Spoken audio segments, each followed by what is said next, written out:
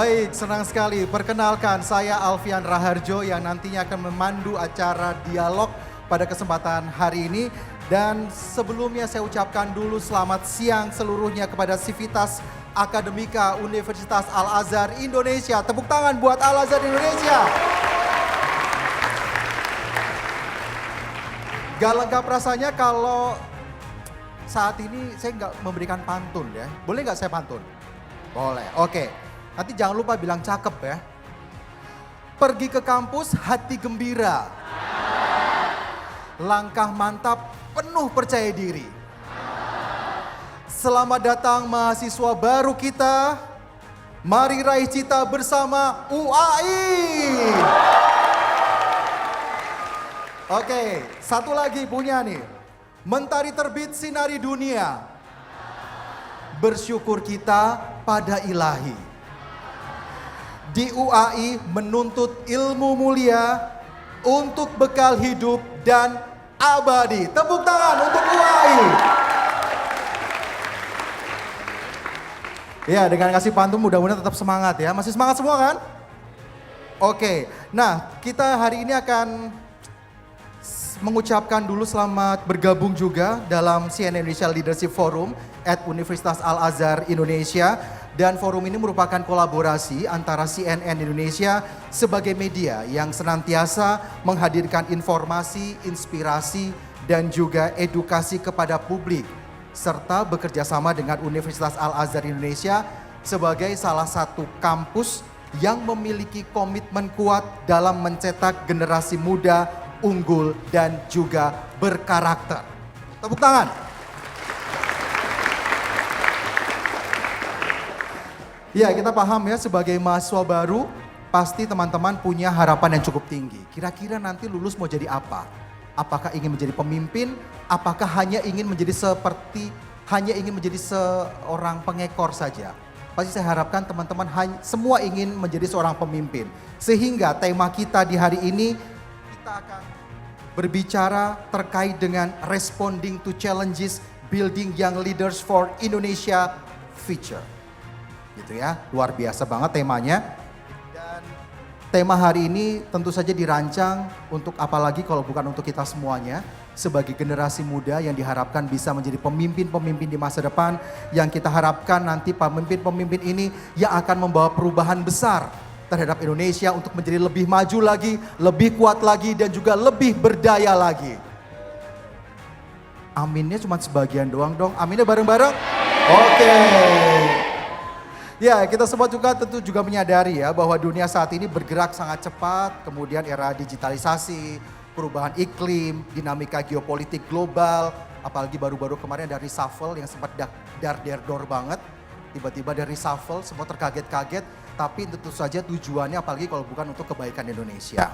Dan yang tentu saja dalam keadaan yang seperti saat ini kita menuntut hadirnya para pemimpin-pemimpin muda yang berintegritas, yang tangguh, yang inovatif. Jadi tidak hanya yang cerdas saja.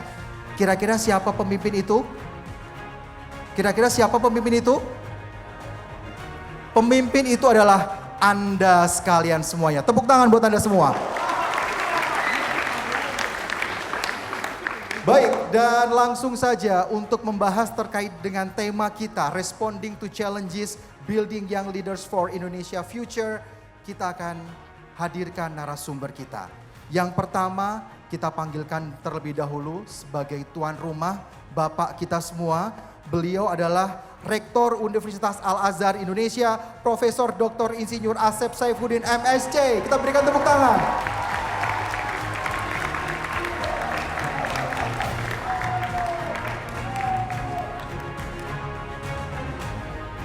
Terima kasih Pak Asep sudah menerima kami. Silahkan Pak.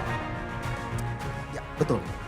Selanjutnya narasumber kita yang kedua adalah Direktur Utama PT PLN Energi Primer Indonesia, Bapak Rahmat Dewanto.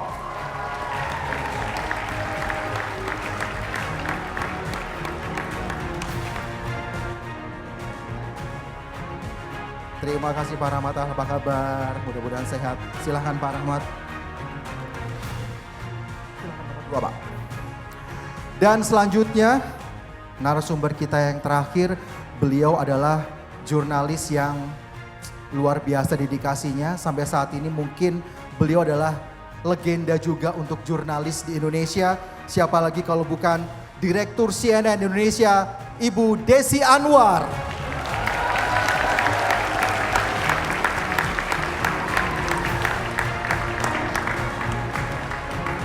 Terima kasih Mbak Desi sudah hadir, dan tentu saja acara ini terselenggara dengan baik berkat kerjasama CNN Indonesia, Universitas Al-Azhar Indonesia yang bekerja sama dengan PT PLN Energi Primer Indonesia. Kita berikan tepuk tangan buat semua sponsor kita pada kesempatan siang hari ini. Baik. Sekali lagi terima kasih Pak Asep, Pak Rahmat, Mbak Desi sudah hadir pada kesempatan siang hari ini. Kita bertemu dengan para calon leaders di Indonesia yang semangatnya masih luar biasa, yang kalau kita bilang potensi mereka juga luar biasa, dan mereka adalah calon-calon pemimpin yang mungkin nantinya akan menggantikan posisi kita dan menjadi Indonesia yang lebih baik lagi ke depannya. Amin. Baik. Langsung pertama kita ke Pak Asep dulu, boleh Pak Asep? Oke, Pak Asep, kalau kita bicara terkait dengan persaingan begitu ya. Kalau kita bicara terkait dengan persaingan, tentu saja kan persaingan akan semakin ketat ke depannya. Dan itu tidak mudah, itu menjadi sebuah tantangan tersendiri buat diri kita semua. Dari segi perspektif akademik misalnya Pak Asep, mungkin apa pandangan Pak Asep terkait dengan persaingan dalam kondisi 5 tahun ke depan mungkin, dan juga apa kompetensi utama yang harus dimiliki oleh para generasi muda calon pemimpin bangsa ini? Silakan Pak Asep. Terima kasih Mas Alfian. Persaingan ke depan memang akan semakin ketat, dan itu sebenarnya adalah tergantung dari kualitas sumber daya manusia itu sendiri. Jadi saudara-saudara semua ini adalah orang-orang yang akan menempati persaingan ketat itu. Tapi jangan khawatir, karena persaingan yang ketat itu adalah tantangan untuk kita agar kita tidak menjadi mundur menghadapi persaingan itu. Tapi menyiapkan diri dengan berbagai hal yang ke depan itu akan dibutuhkan. Tetapi dasarnya adalah dasar manusianya sendiri. Manusianya tentunya kita semua harus mempunyai kekuatan internal, inner strength kita harus diperkuat. Adab kita harus kuat, akhlak kita harus kuat, kemudian komunikasi kita juga harus kuat, dan nantinya adalah kompetensi yang sifatnya soft competence ataupun hard competence. Nah di kampus itu sebenarnya untuk mempersiapkan semuanya. Nah maka Anda semua harus menyiapkan itu. Seluruh bangsa Indonesia, terutama bagian dari bonus demografi ini harus menyiapkan agar persaingan ke depan itu dimenangkan oleh Indonesia. Dan kita harus yakin. Keyakinan itu tentunya dari dalam dengan persiapan yang kuat. Maka pendidikan harus mendapatkan urutan pertama dalam prioritas. Itu pendapat saya. Oke, nah kemudian peran dari Universitas Al-Azhar sendiri terhadap kompetensi yang disampaikan dalam membentuk mungkin bagaimana caranya Al-Azhar membentuk mahasiswa-mahasiswa yang berpunya kompetensi unggul untuk menjadi seorang pemimpin. Kira-kira apakah kurikulumnya berbeda atau seperti apa nanti yang dijalankan sejauh ini Pak Asep? Ya betul. Sekarang ini kan ada leadership forum yang alhamdulillah bisa kerjasama dengan CNN dan PLN. Ini adalah salah satu upaya untuk menyiapkan semuanya. Di dalam kurikulum Al-Azhar yang kami siapkan adalah kesiapan di soft competence di awalnya, yang tentunya setelah Anda semuanya para lulusan SMA itu masuk ke universitas, dan mereka harus mempunyai kekuatan diri yang tentunya mempunyai akhlak yang baik. Di kampus kompetensi yang akan kita perkuat, dan kompetensi itu tidak berarti kita saling serang di dalam, yaitu harus kerjasama. Jadi kompetensi di dalam soft competence kerjasamanya antar internal mahasiswa dengan dosen, dan dosen dengan dosen, juga dengan masyarakat, itu harus kita perkuat. Bidang-bidang yang tentunya bidang itu diambil oleh para mahasiswa, itu jangan hanya mengambil asal mendapat nilai saja, tapi harus mampu betul-betul menguasai tentang bidang-bidang, terutama yang berkaitan dengan kompetensi masa depan, yang terutama dengan tentunya bahasa misalnya, sains, teknologi, inovasi, ya, digital, AI itu harus dikuasai. Bahasa sekarang ini kita tidak cukup bahasa Indonesia dan bahasa Inggris saja, harus ada bahasa yang lain. Terutama kalau saya melihat adalah bahasa Mandarin, itu harus dikuasai. Karena kalau Anda nanti masuk ke dalam dunia kerja yang banyak sekali dari serbuan dari negara Tiongkok misalnya, bahasa Mandarin kita tidak kuat, itu lemah, akan tergilas. Maka dari itu di UAI selain bahasa Inggris dan bahasa Arab yang wajib, saya tambah lagi yaitu bahasa Mandarin menjadi wajib. Bukan saja untuk prodi bahasa dan kebudayaan Tiongkok, tapi juga bagi prodi-prodi yang lain untuk mengambil bahasa Mandarin. Itu. Jadi kita akan perkuat mereka dengan bahasa Mandarin itu. Oke, jadi berbagai inovasi-inovasi akan terus dilakukan demi masa depan para mahasiswa yang nantinya kita harapkan bisa menjadi seorang leaders begitu ya Pak ya? Betul. Oke, baik. Sekarang saya beralih mungkin ke Pak Rahmat. Pak Rahmat, kalau kita tadi bahwa kampus Al-Azhar Indonesia sudah melakukan berbagai macam inovasi-inovasi. Kalau kita bicara terkait dengan inovasi tentu saja kan kalau PLN sendiri tentu saja inovasi banyak dilakukan dari sektor energi di Indonesia. Dan bagaimana sebenarnya ketika kita melihat inovasi energi Indonesia selama 5 tahun ke depan khususnya kalau kita ngomongin soal strategi, kemudian langkah PLN, energi primer Indonesia, kira-kira apa yang mungkin bisa disampaikan? Atau mungkin Pak Rahmat ada presentasi yang mau disampaikan mungkin? Mungkin saya mulai dari verbal dulu. Terima kasih sebelumnya Mas Alfian. Terima kasih sudah diundang di forum ini. Mudah-mudahan bisa memberikan inspirasi atau kita bisa diskusi. Jadi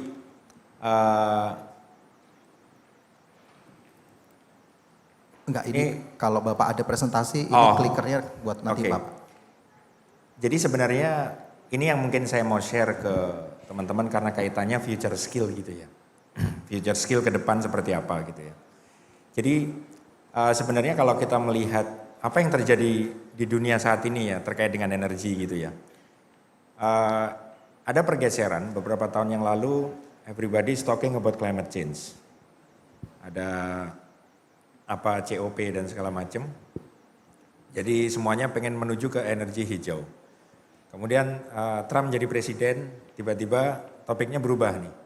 Jadi ada dua hal penting di energi ini. Yang pertama adalah everybody is concerning about the climate change. Jadi kita ingin semua orang di dunia, apalagi ini generasi muda gitu ya, kita ingin bumi ini lebih bersih lagi. Jadi energi hijau memang dibutuhkan ke depan. Tetapi ada satu hal bahwa energi ini juga scarcity ya. Jadi sekarang yang sedang mengemuka itu adalah energy security. Jadi sebenarnya ketika presiden kita bilang kemandirian energi, itu realitinya memang sekarang di dunia ini all of the countries is competing to secure their energy needs gitu ya. Nah ini mungkin yang bisa menjadi kalau saya ditanya ya untuk adik-adik gitu ya ke depan. Ini mungkin bisa menjadi entry point kira-kira ke depan itu sektornya seperti apa, karirnya kemana gitu ya. Clearly bahwa ke depan kita akan menuju ke energi baru dan terbarukan. Tetapi memang ini akan butuh proses. Jadi bukan berarti kita tiba-tiba berubah gitu ya. Tapi energi fosil yang sekarang ini tetap akan dibutuhkan dan itu gradually baru akan turun secara bertahap gitu ya. Kalau kita bagi per sektor gitu ya kurang lebih, minyak misalnya, minyak itu kalau di dunia kira-kira dia peaknya akan mengalami peak di akhir dekade ini. Kemudian kalau coal ini saat ini sudah decline. Nah kalau gas ini diprediksi masih akan naik bahkan sampai tahun 2050. Apakah nanti dia dikembangkan dengan carbon capture, apakah dengan co-firing hydrogen, tapi itulah sektor-sektor yang mungkin adik-adik bisa kembangkan gitu ya. Energi terbarukan ini kan sebenarnya banyak ya. Ada solar PV, ada wind, ada hydrogen, kemudian ada ini sambil presentasi atau gimana nih? Boleh Pak, mungkin sambil berdiri atau sambil ini senyamannya Pak Rahmat. Nggak apa-apa nih ya? Nggak apa-apa, silakan Oke. Pak. Mbak Desi izin. Oke. Jadi ini sekalian ya, sekalian saya sharing lah. Jadi kalau kita lihat saat ini, what is going on gitu ya. Ini yang terjadi di dunia saat ini. Jadi sekarang ini di dunia ini sudah nggak ada lagi, bisa dibilang ya, dulu kan hanya ada dua blok, US sama Soviet. Kemudian US membesar. Sekarang mulai ada multipolaritas. Jadi ada pusat-pusat new superpower ya, seperti China, Rusia juga berdiri sendiri. Kemudian juga globalisasi yang dulu kita mengarah ke sana, ternyata sekarang udah mulai menjadi regional sentris gitu ya. Teknologi ini adalah hal yang tidak terelakkan dalam kehidupan kita sehari-hari. Artinya AI ini kan luar biasa ya. Human like teknologi ini, mobil yang kita pakai sekarang itu udah canggih dibanding dulu ya. Dia tahu kalau di sebelah kiri ada mobil dari belakang, kemudian di depan ada mobil berhenti kita ngerem gitu kan. Nah yang berikutnya adalah kekuatan demografis. In general di dunia ini penduduk semakin menua.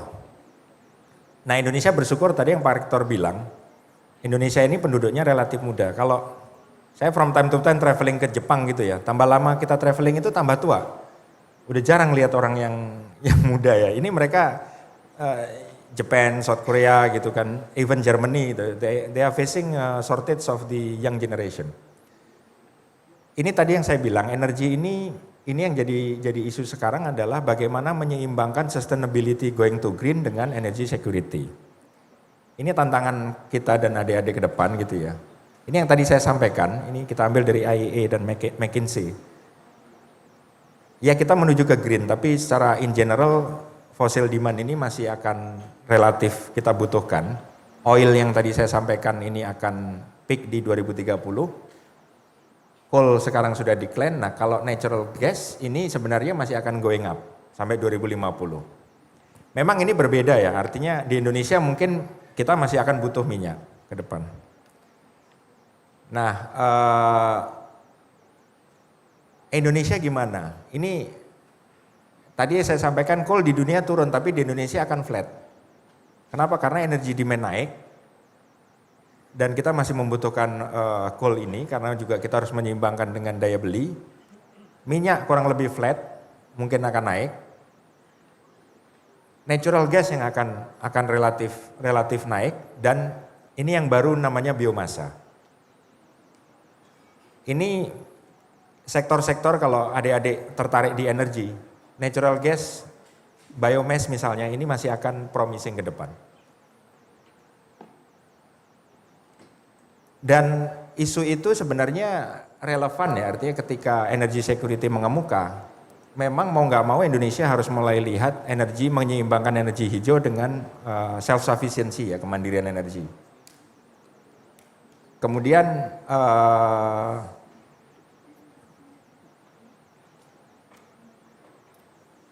yang ingin saya sampaikan adalah kita menuju pengurangan emisi. Artinya dengan pengurangan emisi ini mau nggak mau memang kita akan membutuhkan renewable energy. Renewable energinya apa? Ini mungkin yang akan saya mau sampaikan ya. Ini roadmap PLN yang ditandatangan oleh Menteri SDM gitu ya. Ke depan pembangkit baru PLN ini 75% berasal dari renewable. Ini kalau kalian mau cari area yang kalian bisa develop ya. Kemudian fosil masih ada, tetapi ini hanya sebagai balancer, utamanya gas. Nah sebenarnya ini contohnya. Jadi ke depan kita akan merencanakan lebih banyak wind turbine, solar PV, geothermal, hydro gitu ya. Gas masih dibutuhkan, batu bara ini hanya yang mulut tambang. Artinya ke depan inilah area bagaimana bangsa ini berusaha mengeksplor renewable, tetapi kita ya pelan-pelan lah ya. Yang fosil ini bukan berarti berhenti, tetapi masih tetap kita keep. Mungkin sampai di sini dulu mungkin Mas. Saya Oke. Dia ke belakang ini PLN-EPI, kalau tertarik saya bisa jelasin. Kalau boleh dilanjutkan, Ya ini yang kita lakukan sekarang. Jadi PLN EPI itu sebenarnya apa? PLN EPI ini kita mendevelop batu bara, kemudian gas. Saat ini batu bara yang kita kelola 100 juta ton. Gas kita sekitar 1.400 juta kaki kubik per hari, ada BBM 4 juta kiloliter, dan juga ada biomasa. Ini yang sekarang kita coba bangun, kita sinergikan supaya kita bisa memberikan rantai pasok yang efisien gitu kurang lebih. Jadi dengan pertumbuhan ekonomi yang ditargetkan tinggi, populasi naik gitu ya, mau nggak mau kita butuh energi gitu kan. Energinya dari mana? Nah ini yang kita develop bersama-sama. Satu lagi yang mungkin saya mau sampaikan kepada adik-adik, sekarang batas industri itu udah tipis. Bedanya bank dengan Gojek itu udah nggak ada. Sekarang di sektor energi misalnya bedanya Pertamina, kemudian PLN, even pabrik pupuk itu udah nggak ada bedanya. Semuanya bergerak di bidang energi. Jadi sebenarnya it doesn't matter gitu ya. Yang penting bagaimana teman-teman berusaha berinovasi, mendevelop teknologi, berusaha menjadi yang paling inovatif di bidangnya gitu. Kurang lebih itu mungkin. Oke, Pak Rahmat. Nah, kalau kita ngomongin soal inovasi, tentu saja kan banyak sekali inovasi tadi sudah disampaikan oleh Pak Rahmat. Nah, bagaimana sebenarnya ketika PLN EPI ini gitu melibatkan anak-anak muda untuk mengembangkan inovasi-inovasi itu, Pak Rahmat? Apalagi terkait kalau kita ngomongin soal riset, kemudian teknologi digital yang banyak banget digandrungi sama anak-anak sekarang nih, Pak Rahmat. Ya kebetulan dari sektor yang kita kerjakan itu ya batu bara dan gas ini kan pemainnya pemain besar ya. Biomasa mungkin yang kita bisa sekarang lagi develop ini biomasa itu apa? Sebenarnya apapun yang pernah hidup dan bisa dipakai sebagai bahan bakar itu biomasa. Ada limbah pertanian seperti limbah pertanian ini contohnya seperti sekam padi, jerami gitu ya. Kemudian cangkang sawit gitu. Ada limbah industri seperti serbuk gergaji dan segala macam. Ada lagi hutan tanaman energi, potensinya 130 juta ton. Nah ini yang kita sekarang untuk mengurangi emisi kita co-firing dengan batu bara. Supaya apa? Supaya emisinya bisa turun. Tapi sebenarnya ini terbatas. Nah, jadi yang kita develop adalah kita akan membangun ekosistem. Ekosistem biomasa ini maksudnya bekerja sama dengan mitra. Itu nanti sebagian untuk PLN, sebagian kita akan ekspor. Nah, ini contoh inovasinya kita develop aplikasi sekarang. Aplikasi biomasa bagaimana supaya kita lebih dekat lagi lah ya dengan para pemasok gitu ya. Nah ini memang saat ini masih di internal gitu ya, tetapi nanti mungkin ke depan kita akan launching dan sebenarnya kalau dilihat dari demografi di PLN EPI sendiri itu sebagian besar di tempat saya itu mungkin berapa persen itu 40% ini adalah young generation gitu. Oke. Ini yang menarik ya. Jadi mereka banyak ide-ide di antara mereka gitu ya. Nah terus terang memang kita masih berusaha mencari bentuk untuk lebih lagi ke depan ini akan banyak tenaga kerja baru mungkin yang masuk yang bisa. Karena saya percaya dengan diversity. Diversity itu artinya semakin kita beragam, semakin kita bermacam-macam backgroundnya itu kita akan menghasilkan pemikiran yang lebih kreatif kaya, dan lebih berwarna gitu. Oke. Baik, terima kasih Pak Rahmat. Selanjutnya kita ke Mbak Desi Anwar. Mbak Desi, kita tahu ya Mbak Desi kiprah di bidang jurnalistik sudah luar biasa, sudah puluhan tahun gitu. Udah tua maksudnya. Saya gak berani ngomong gitu, nanti saya takut kualat Mbak. Nah, Mbak Desi kan apalagi sebagai pemimpin media juga, nah sudah bertemu dengan tidak hanya tokoh yang ada di Indonesia, tapi juga tokoh mancanegara gitu. Mbak Desi sudah bertemu dengan banyak orang. Dan tentu saja Mbak Desi sudah banyak sekali belajar terkait dengan kepemimpinan dari para tokoh-tokoh tersebut. Mungkin bisa di-sharing ke kita semuanya, sebenarnya apa sih yang terkait dengan kepemimpinan yang bisa di-sharing ke teman-teman dari para tokoh-tokoh pemimpin-pemimpin besar yang sudah Mbak Desi temui itu garis atau benang merahnya apa yang bisa disampaikan ke teman-teman semua Mbak Desi? Oke, terima kasih Alfian.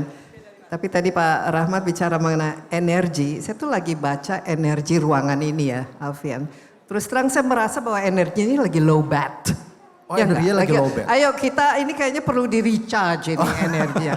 Karena saya lihat di sana udah pada ngobrol sendiri, di situ udah ada yang mulai ngantuk-ngantuk. Ingat ini kita mahasiswa ini masih 4 tahun lagi nih. Nggak bisa nih, harus semangatnya kita naikin ya. Jadi adik-adik, halo. Sebelah sana coba lebih keras lagi. Halo. Ini baru energi namanya. Jadi tepuk tangan untuk diri kita sendiri. Ngomong energi, kita juga harus energik. Tadi Alfian menanyakan kepada saya, ini gimana ya? Soal misalnya saya udah banyak sekali wawancara para pemimpin ya, pemimpin dari dalam negeri, luar negeri dan lain sebagainya. Apa sih kira-kira yang dipelajari, yang perlu kita ketahui mengenai kepemimpinan? Tapi sebenarnya menurut saya itu bukan itu intinya, Alfian. Karena kalau kita bicara pemimpin, ini coba siapa yang ingin jadi pemimpin? Angkat tangan siapa mau jadi Angkat pemimpin? tangan yang ingin jadi pemimpin. Nggak banyak yang mau jadi pemimpin ternyata. Oke, siapa yang ingin memimpin negeri ini? Kurang bergairah ternyata untuk jadi pemimpin. Waduh, ini masalah menurut saya. Tapi yang jelas gak suram kan masa depan Indonesia kan Mbak? Siapa yang paham sebenarnya itu ya mengenai apa esensinya menjadi pemimpin? Siapa yang paham? Enggak ada tuh yang paham. Oke, saya mulai dari basic saja. Saya tidak ingin mengajarkan sesuatu yang muluk-muluk ya. Sebenarnya yang paling penting ya untuk menjadi pemimpin itu adalah kemampuan untuk memimpin diri sendiri. Itu dulu.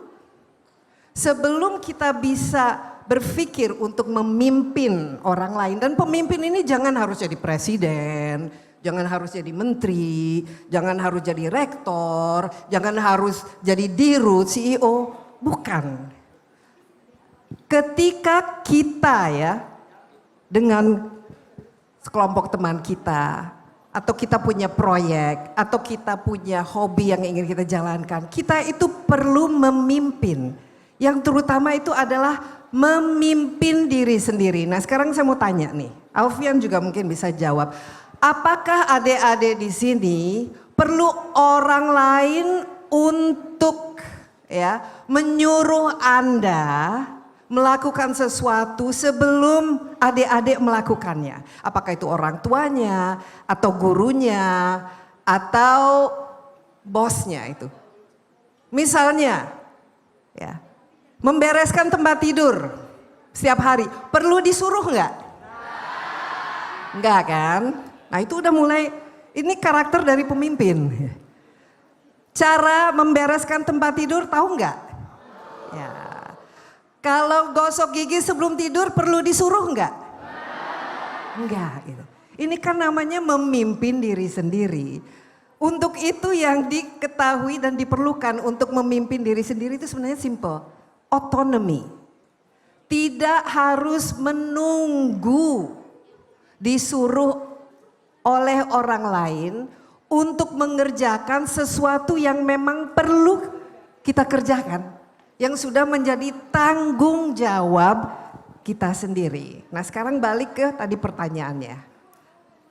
Kenapa kita bisa memimpin? Ya, karena kita paham tanggung jawabnya itu apa. Tadi Pak Rektor mengatakan untuk memahami tanggung jawab itu berarti kita punya skill. Ya enggak? Betul gak? Skill itu kita tidak lahir dengan skill, harus dipelajari. Ya. Nah, salah satu kunci untuk kita menjadi pemimpin dan termasuk memimpin diri sendiri adalah kita belajar untuk memiliki skill, kemampuan. Misalnya kemampuan sehari-hari, kita sekarang menjadi mahasiswa hidup sendiri. Kalau tidak bisa masak, ya kita mungkin sekarang bisa Gojek, tapi itu juga kita harus istilahnya memahami cara penggunaan gadget gitu. Jadi skill ini perlu kita miliki untuk kita bisa melakukannya. Nah, jadi ini penting sekali. Pemimpin ya yang baik itu adalah pemimpin yang kompeten. Kompetensi ini ya harus disesuaikan di segala bidang di mana kita ingin memimpin. Mungkin hanya satu proyek. Atau kalau ingin menjadi pemimpin di PLN, ya harus paham mengenai energi itu apa. Gitu. Mengenai hal-hal yang sifatnya teknis. Gitu. Jadi skills ini paling penting. Pemimpin yang tidak memiliki skills adalah pemimpin yang tidak kredibel. Ya. Jadi kalau menurut saya Alfian, saya lihat sendiri ya, pemimpin yang tidak baik ya, itu mungkin lebih mudah untuk kita lihat kriterianya apa saja ketimbang apa sih pemimpin yang baik. Karena contoh pemimpin yang tidak baik itu banyak. Memimpin tapi ternyata tidak kompeten. Banyak kan contohnya. Memimpin ternyata tidak kredibel karena tidak paham mengenai apa yang disampaikan, ya. Jadi mau tidak mau kita harus menjadi seseorang yang kredibel. Ketiga, pemimpin yang tidak bisa mendengarkan masukan, itu bukan pemimpin yang baik. Jadi kita daftar aja sekarang. Karena kita sekarang kan masyarakat sangat kritis ya terhadap para pemimpin kita. Ya kita lihat saja di situ mana-mana yang kita tidak sukai atau kita tidak ingin pemimpin kita tidak miliki. Pemimpin yang misalnya tidak paham terhadap masalah. Pemimpin yang mungkin tidak bertanggung jawab, tidak punya akuntabilitas, tidak punya rasa sense of responsibility. Jadi ini semua sebenarnya itu bermuara kepada diri kita sendiri. Ya, kompetensi bermuara kepada diri kita sendiri. Kita tidak suka pemimpin yang tidak memahami kebutuhan kita tapi hanya memahami keperluan pemimpin itu sendiri. Berarti pemimpin yang tidak mendengar itu bukan pemimpin yang baik. Pemimpin yang baik adalah pemimpin yang bisa mendengarkan dan bisa melihat yang mana yang diperlukan, bukan yang mana yang diinginkan, gitu. Satu lagi adalah komunikasi. Pemimpin yang baik, yang biasanya dia kompeten, dia tanggung jawab, dia kredibel, dia orangnya itu baik dan lain sebagainya. Tapi dia tidak pandai berkomunikasi dengan baik. Itu juga bisa menjadi masalah karena sebagian besar dari masalah kepemimpinan itu adalah masalah komunikasi. Tidak bisa berkomunik dengan, oh maksudnya baik, tapi cara penyampaiannya tidak baik. Nah, pemimpin harus memiliki cara-cara berkomunikasi dengan baik. Itu sangat-sangat penting. Pemimpin yang memahami lingkungannya, yang berempati terhadap anak buahnya, yang dipimpinnya, itu penting sekali. Kenapa ini penting? Karena untuk kita menjadi pemimpin berarti kita punya tujuan. Gak ada yang namanya pemimpin yang tidak punya visi, ya. Dan untuk meyakinkan semua orang mengikuti visinya, itu berarti harus ada buy-in, harus bisa dikomunikasikan dengan baik sehingga visinya itu menjadi visi semua orang. Kalau kita berdayung di kapal atau di perahu, ya.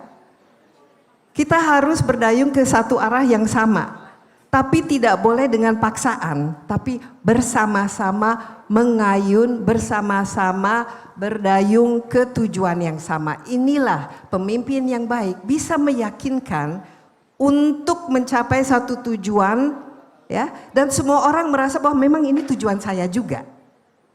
Dan masing-masing orang yang di dalam perahu itu juga bisa merasa dirinya juga memimpin. Ya, jadi pemimpin yang baik adalah pemimpin yang bisa membuat semua orang merasa mereka juga menjadi pemimpin. Kenapa? Karena masing-masing punya peran, masing-masing punya tanggung jawab, masing-masing punya keterampilan sesuai dengan apa yang perlu dilakukan untuk mencapai tujuan. Mulai dari diri sendiri. Pemimpin yang paling baik adalah orang yang bisa memimpin dirinya, yang punya inisiatif, yang tidak harus menunggu disuruh sebelum melakukan sesuatu. Misalnya waktu kita kecil, kita hanya melakukan PR kalau mama papanya lagi ada, pelototin. Pas tidak ada, main gitu. Itu bukan sesuatu yang ya mungkin waktu anak kecil harus diingatkan gitu. Tapi kalau masih besar, ya sudah besar, masuk ke perusahaan, kerja di bawah Pak Rahmat, pas Pak Rahmatnya nggak ada, terus langsung bermalas-malasan mulai pakai gadget. Itu pasti tidak akan lama gitu. Ini memimpin diri sendiri itu adalah kunci dari menjadi pemimpin yang baik. Caranya kita harus disiplin, kita harus fokus, kita harus punya prioritas. Nah, saya banyak sekali ini kembali ke pertanyaan Alfian ya. Dari pemimpin-pemimpin yang saya wawancara, semuanya itu punya satu karakter, memberikan inspirasi. Pemimpin yang baik itu ya, dia memberikan inspirasi dengan menjadi role model. Role model. Ya, kita ingin menjadi seperti orang itu. Kalau kita bilang kita merasa bahwa saya tidak happy misalnya dipimpin, itu biasanya karena hal itu. Tidak menginspirasi dan tidak menjadi role model. Ya, karena orang ingin dipimpin oleh orang yang mereka kagumi. Bukan orang yang merasa, loh kok Pak Rahmat ternyata dia CEO tapi katanya hanya lulus SMP. Sementara saya udah S3. Ini kok kayak merasanya enggak. Jadi karena kebetulan saja gitu. Jadi ini bukan menjadi sesuatu yang kita merasa nyaman ya dipimpin oleh orang yang tidak memiliki itu, tidak memiliki kompetensi, tidak memiliki inspirasi, tidak memiliki sense of knowing where to go gitu. Jadi siapapun itu bisa jadi pemimpin ya, tapi yang paling penting kembali ke poin saya sendiri, kita harus bisa memimpin diri sendiri. Coba, siapa yang bisa memimpin diri sendiri? Ayo tangannya tuh. Atau harus terus menerus diawasi sebelum melakukan tugas. Self autonomy is the most important part of being a leader. Begitu kira-kira Alfian. Oke, baik. Terima kasih Mbak Desi, panjang lebar sekali. Kita berikan tepuk tangan dulu buat narasumber kita. Luar biasa insight-nya bahwa sebenarnya intinya adalah bagaimana caranya kita bisa memimpin diri kita sendiri terlebih dahulu. Baru kita bisa memimpin orang lain gitu ya. Dan sebagai pemimpin tentu saja kita harus punya skill tadi. Terus kemudian kita juga harus kredibel. Kemudian juga harus bisa mempunyai kemampuan untuk mendengar. Dan juga harus mampu untuk berkomunikasi dengan baik. Nah, kalau kita ngomongin soal balik lagi ke generasi muda, kita ke Pak Rektor, Prof. Kira-kira mungkin sejauh apa sebenarnya Universitas Al-Azhar Indonesia ini punya link atau punya kemampuan begitu atau dan juga jaringan-jaringan untuk semakin memperkuat bahwa para mahasiswa ini punya itu tadi untuk menambah skill, kemudian berkomunikasi dan sebagainya. Tidak hanya tadi Pak Rektor sempat mengatakan harus bisa semua nanti bahasa Mandarin dan sebagainya. Tidak hanya itu, tentu saja ada hal-hal lain yang mungkin bisa disampaikan kepada kita semua, Pak Rektor. Oke, terima kasih. Sebelumnya saya ingin menyapa dulu ya. Apa kabar semuanya? Sekali lagi, apa kabar semuanya?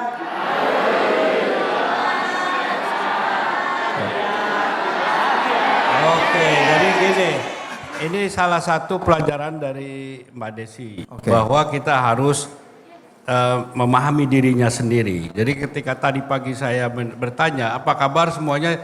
Jawabannya itu, alhamdulillah sehat, ceria, bahagia. Oke. Nah kalau itu lupa, berarti kurang memahami dirinya sendiri. Jadi harus ingat, ketika saya bertanya, apa kabar? Jawabannya alhamdulillah sehat, ceria, bahagia. Yes. Oke, siap? Semuanya harus bersuara ya. Anda memimpin diri sendiri, mengeluarkan suaranya. Oke, apa kabar semuanya?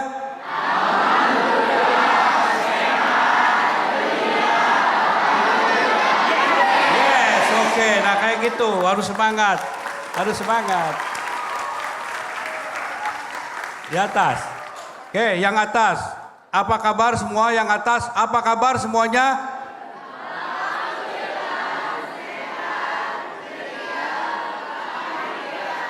Yes, terima kasih atas bisa. Oke, jadi kembali memang di dalam membangun generasi muda khususnya di kampus, kompetensi-kompetensi yang ada di dalam sesuai dengan prodi-prodinya. Kompetensi generalnya juga ada di dalam mata kuliah umumnya. Tapi memang kami membangun jejaring. Salah satu jejaringnya tentunya dengan pemerintah, dengan BUMN, di sini alhamdulillah ada PLN, tentunya dengan media. Alhamdulillah Ibu Desi, Mas Alfian dari media. Jadi jejaring itu penting. Bahkan teman saya itu untuk menjadi pemimpin itu katanya harus KKN. KKN Pak. Oke. K-nya komitmen. Oh, komitmen. Komitmen untuk datang ke sini. Anda harus punya komitmen untuk jadi orang. Datang ke sini itu komitmen. Tanpa komitmen Anda mungkin ngantuk di sini. Kalau ada komitmen pasti Anda semangat. Yang kedua N-nya, N yang kedua adalah apa? K kedua. KKN. K-nya adalah kompetensi. Tadi panjang lebar oleh Mbak Desi, kompetensi. Kompetensi itu di bidang, tadi diterangkan dalam energi, dalam AI, itu kompetensi.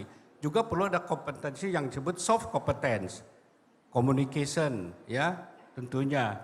Kompetensi semuanya yang tentunya Anda pelajari di sini itu K yang kemudian N-nya networking, jejaring.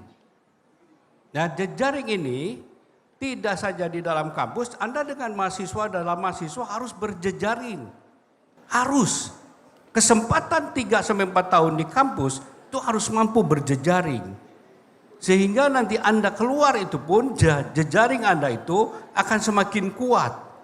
Untuk membangun tentunya Indonesia, itu yang jejaring. Jejaring juga tidak hanya di dalam kampus. Kami ada program-program yang namanya meneruskan masa lalu yang sekarang disebut berdampak, itu namanya dulu Merdeka Belajar. Kami menitipkan para mahasiswa itu ke perusahaan-perusahaan untuk kurang lebih 1 tahun atau 1 semester 20 SKS atau 40 SKS dari 1 tahun. Di sana Anda belajar. Jadi Anda belajar nanti tidak saja di dalam kampus dari dosen dan teman-teman, juga di luar. Itu yang network yang jejaring. Juga kami menitipkan di pemerintah, di BUMN. Wakil Rektor 2 kami yang Ibu Ade itu adalah salah seorang anggota dari FHCI, ya, Forum Human Capital Indonesia. Jadi itu kami titipkan. Anda itu belajar tuh tidak hanya di dalam kampus, melalui jejaring tuh Anda harus belajar ke pemerintahan, ke swasta, kemudian juga dengan perusahaan-perusahaan. Itu yang kami bangun. Dulu melalui Merdeka Belajar, kita teruskan sekarang. Bagi kami Merdeka Belajar itu yang bagus kita ambil dan tidak saja di dalam negeri Mas Alfian, tapi kami titipkan juga di kampus-kampus mitra. Ada yang kami titipkan di Taiwan, ada yang kami titipkan di China, ada juga di Malaysia dan juga di Thailand, di Bangkok. Itu kami titipkan. Mengapa? Karena kami tidak mungkin mampu membuat sempurna, menuju sempurna itu juga harus networking. Jadi pertanyaan tentang jejaring is a must. Untuk kita semua jejaring itu kewajiban. Tanpa itu sehebat apapun kalau tidak punya jejaring, Anda akan terisolir. Jadi harus berjejaring. Jadi teman saya bilang itu KKN. Komitmen, kompetens, sama networking. Itu. Oke, baik. Terima kasih Pak Rektor. Nanti saya juga memberikan kesempatan buat teman-teman semuanya. Kalau ada yang ingin bertanya, begitu ya. Nanti siapkan dulu pertanyaannya, ditujukan kepada siapa. Silahkan dulu dicatat, nanti kita akan buka sesi tanya jawab dengan narasumber-narasumber yang sudah hadir. Nah, kita ke Pak Rahmat. Pak Rahmat bicara soal jejaring tadi, soal networking. Sejauh mana sebenarnya PT PLN Energi Primer Indonesia ini sudah melakukan jejaring khususnya buat anak-anak muda untuk mengembangkan berbagai macam potensinya gitu. Apakah dengan kampus-kampus juga sudah bersinergi untuk melakukan itu untuk mencari talenta-talenta yang unggul begitu yang diharapkan nanti bisa menjadi seorang leader tidak hanya leader bagi diri sendiri tapi juga leader bagi orang lain dan juga membawa PLN EPI ini untuk menjadi lebih baik lagi ke depannya, Pak. Ya, terima kasih Mas Alfian. Jadi kebetulan kita cukup tadi di depan saya jelaskan di PLN EPI ini kita cukup diverse, Mbak Desi, Pak Rektor. Jadi kita menerima bisa dibilang cukup beragam ya, artinya dari berbagai disiplin gitu ya. Dan kebetulan kita kan baru berdiri 3 tahun, perusahaan kita lagi growing. Jadi kita ada, ya karena kita ini state owned enterprise, jadi penerimaannya mungkin kita nggak bisa sendiri ya, kita harus ngikut dari kementerian gitu ya, nanti dari sana. Tapi kita terbuka ya, misalnya ada semacam program magang, kemudian saya juga sering dimintain tolong kalau ada apa sih bikin tesis, disertasi, saya nggak tahu skripsi, kita siap menampung juga gitu ya. Kemudian juga yang coba kita develop nanti sebenarnya bagaimana kita bisa mendapatkan ide-ide inovasi gitu ya dari kampus-kampus, tapi ini baru di tahap pemikiran ya, artinya kita saat ini coba berdiskusi karena sebenarnya kita cukup dekat ya dengan beberapa universitas gitu ya, ketika kita ada beberapa ide pengembangan atau mungkin ada beberapa kegiatan research kita, itu kita nggak kerjakan sendiri. Tapi kita engage dengan beberapa university atau institut gitu ya. Kita kerjasama, kemudian kita juga bikin forum dan sebaliknya. Jadi kita saling mengupdate dari industri what is going on gitu ya. Kemudian di university juga mungkin ada beberapa yang kita lebih tahu, ada beberapa yang mereka lebih tahu. Artinya tadi Pak Rektor sampaikan, ya sekarang ini tidak ada yang lebih tahu dari siapapun gitu. Semuanya itu saling melengkapi gitu ya. Tadi itu jejaring yang artinya kita sedang develop kaitannya ya dengan generasi muda gitu ya. Cuma saya mungkin izin Mas Alfian, saya mau menambahkan yang dibilang Pak Rektor itu tadi ya. Dalam konteks adik-adik ke depan lah. Yang dibilang Pak Rektor ini benar. Kuliah itu, ini pengalaman saya pribadi gitu ya. Kuliah itu jangan hanya menyelesaikan studi SKS-nya komplit, GPA-nya bagus. Ya pengalaman saya pribadi ya, kita dapat kerja ini kan kadang-kadang dari teman gitu ya. Ini ada posisi di sana kosong dan segala macam. Kemudian kita bekerja, habis itu along the way kita butuh apa, oh teman kita ada yang kerja di mana dan segala macam. Jadi itu yang mendevelop kita gitu. Jadi itu yang saya terus mendevelop network saya juga, dan saya yakin Mbak Desi juga even dengan senior Mbak Desi ini pasti along the way kita develop network kita, karena itu yang membantu kita apa ya, memecahkan masalah-masalah yang kita miliki gitu ya. Jadi sama di perusahaan itu juga yang saya sedang minta kepada seluruh employee gitu ya. Stakeholder management itu penting. Artinya apakah itu dengan pemerintahan, apakah itu dengan kampus, apakah itu dengan, jadi itu memang termasuk karena kita tadi yang kalau produknya kayak batu bara gas itu pemainnya besar-besar ya, tapi kalau biomasa ini kan kita harus membangun network. Sekarang kita kerjasama dengan Kementerian Pertanian gitu kan, kita lagi lihat nanti potensinya ke Kementerian Koperasi gitu, jadi kita terbuka sebenarnya. Artinya ya kita nggak bisa mengerjakan pekerjaan ini sendiri gitu ya, kita harus bermitra, kita harus saling melengkapi gitu. Itu mungkin dari saya. Oke, sebenarnya peluangnya memang besar juga ya Pak Rahmat. Peluangnya gitu besar, ya untuk para anak-anak muda ini ya, gitu ya. Oke, betul. Baik, terima kasih Pak Rahmat. Kita ke Mbak Desi. Mbak Desi, tadi Pak Rahmat bilang gitu bahwa peluang generasi muda ini cukup besar gitu. Apalagi kalau tadi ya tidak hanya menyelesaikan kuliah, tidak hanya selesai 4 tahun atau lebih cepat dengan GPA yang lebih bagus, tapi juga bagaimana cara membangun networking dan sebagainya. Dengan pengalaman yang Mbak Desi sudah jalani gitu ya. Ampun Mbak. Mungkin Mbak Desi bisa melihat sebenarnya peluang apa sih sebenarnya yang bisa dimanfaatkan para generasi muda Indonesia saat ini dengan apa namanya kelebihan yang Indonesia punya, teknologinya juga saat ini sudah berkembang, apalagi nanti kita ada bonus demografi dan sebagainya. Apa saja peluang yang dimiliki oleh generasi muda saat ini Mbak Desi? Dari kacamata Mbak Desi. Ini kalau bicara pengalaman, saya ini generasi yang beruntung ya. yang kenal dengan namanya kehidupan tanpa gadget. Ini adik-adik di sini coba lahirnya rata-rata tahun berapa? 2000 berapa? 2006, 2007. 2007. Saya sudah kerja Itu sudah ada lama. Facebook, sudah ada Twitter gitu. Jadi once upon a time, kita itu tumbuh, berkembang, hidup dengan begitu bahagianya tanpa gadget. Dan ini sebenarnya membuat generasi kita, ya, ini salah satu yang sangat resilient. Karena kebanyakan yang kita harus lakukan itu harus mengeluarkan ide dari kita sendiri.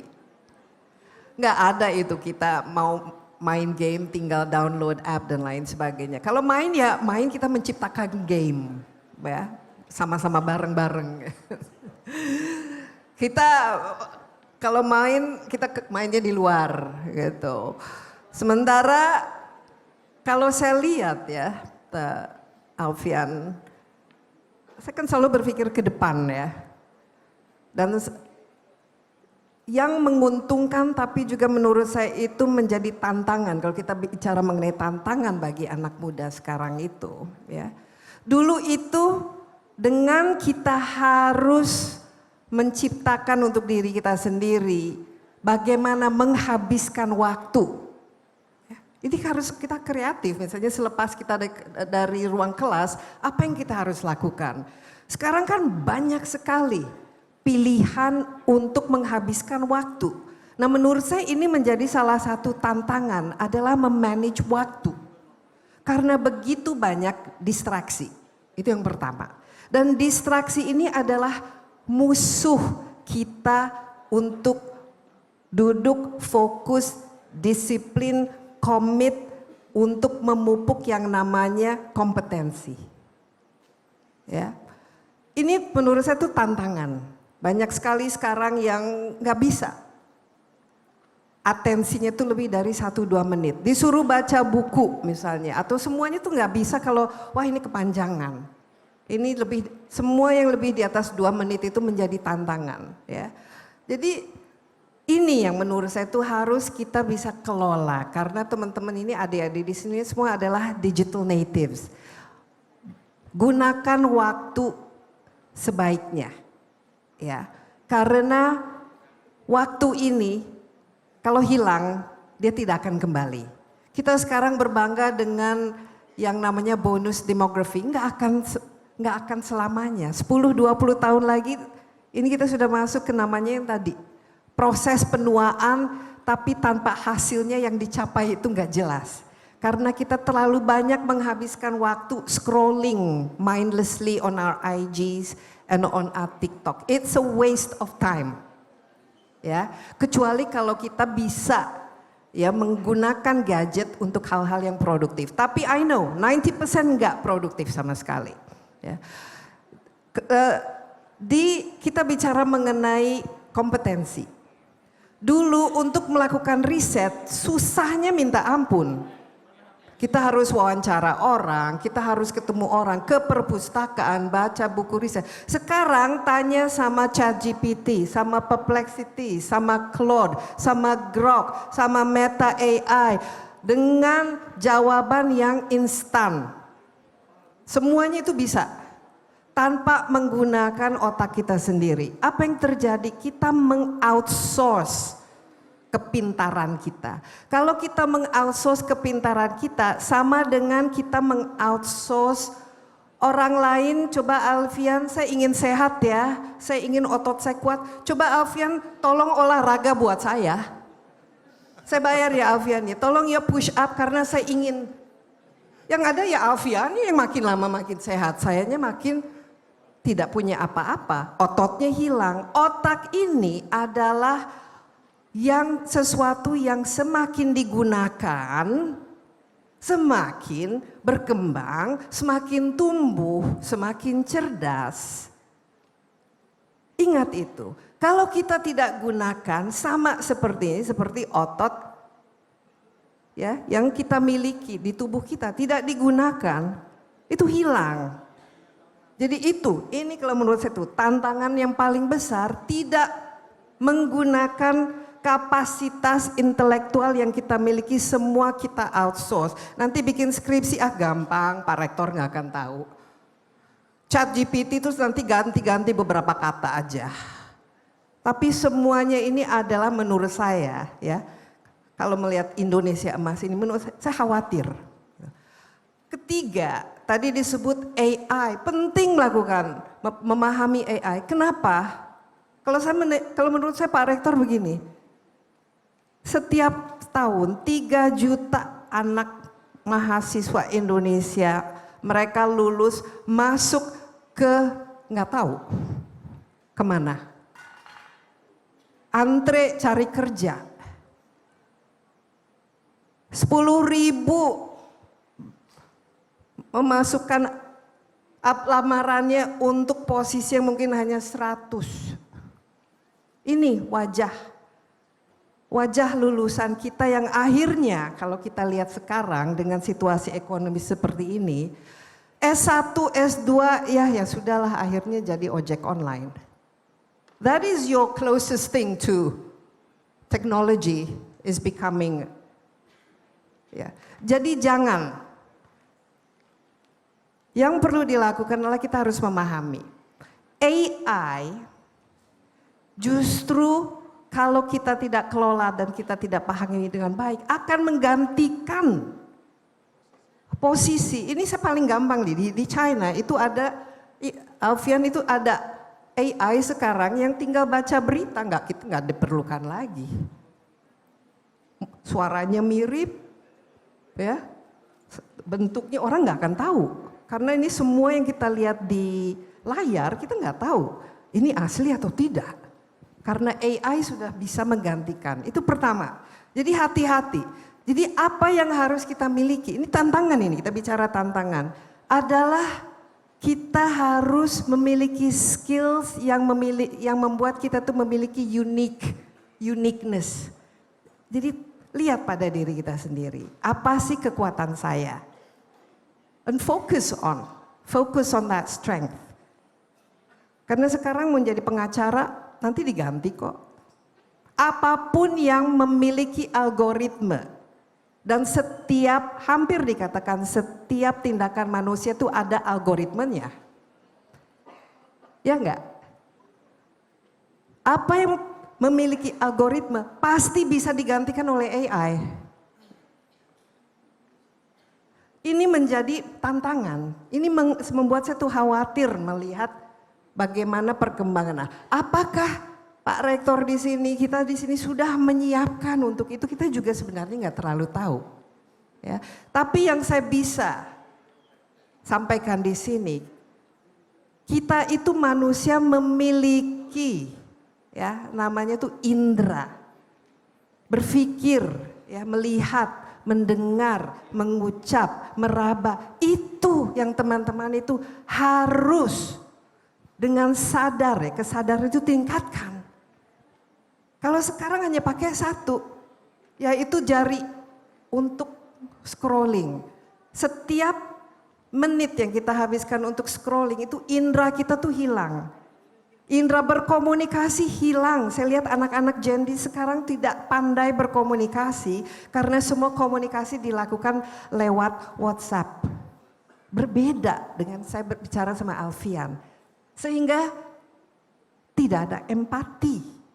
Tidak ada pemahaman, tidak ada hubungan. Nah, ini yang seharusnya ya kita lihat karena ini tidak akan bisa digantikan oleh AI. Rasa, empati, kebersamaan, gotong royong, peduli, komunikasi dengan baik ya. Itu semuanya adalah skill-skill yang harus kita gunakan untuk menjawab tantangan teknologi yang akan membawa kita ke kehidupan yang kita tidak tahu arahnya itu kemana. Oleh sebab itu pekerjaan-pekerjaan yang harus kita ciptakan, kita juga mau tidak mau harus melihat kepada diri kita sendiri. Apa sih yang bisa kita lakukan? Yang paling kita miliki adalah komputer. Ini agar dirawat. Baca buku, jangan bacanya lewat screen, bacanya pakai kertas. Kenapa? Ketika kita membaca buku itu berbeda dengan ketika melakukan scrolling. Ketika kita membaca novel, cerita, fiksi, yang terjadi di otak kita itu berbeda ketika kalau kita mindless scrolling di IG itu. Beda. Dan science has already proven. Nah, jadi Alfian, banyak sekali tantangan yang dulu itu tidak ada. Dan ke depan juga kita tidak tahu. Makanya saya mengatakan, memimpin diri sendiri adalah memahami diri sendiri. Memahami diri sendiri adalah jangan menghabiskan waktu untuk outsourcing, ya, apa yang kita miliki yang membuat kita ini menjadi manusia seutuhnya. Karena kalau tidak, ngapain Pak Rahmat itu tinggal pakai AI aja. Oh sih nggak perlu system analyst, nggak perlu technician, nggak perlu ini apa legal juga, nggak perlu akuntan, nggak perlu, semuanya tinggal pakai aplikasi gitu. Jadi look at yourself, look at your strength and work on it, and don't waste time. Oke, don't waste your time gitu ya. Oke, kini saatnya saya tidak mau mendominasi ngobrol kita. Saya memberikan kesempatan buat teman-teman, kalau ada yang ingin bertanya, silahkan angkat tangan. Saya kasih kesempatan berapa dulu ya? 5 dulu, satu-satu dulu ya, oke. Dari pojok sana dulu, yang Mbak, ya boleh. Pertanyaannya ditujukan kepada siapa, namanya sebutkan dulu, jurusannya apa, pertanyaannya nanti ditujukan kepada siapa.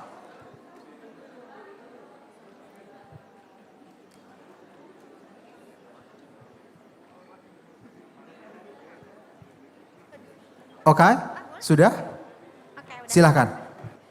Assalamualaikum warahmatullahi wabarakatuh. Waalaikumsalam warahmatullahi wabarakatuh. Perkenalkan, nama saya Keisha Firdia dari Prodi Ilmu Komunikasi Kelompok 7 Bali. Ibu dan Bapak, saya izin bertanya,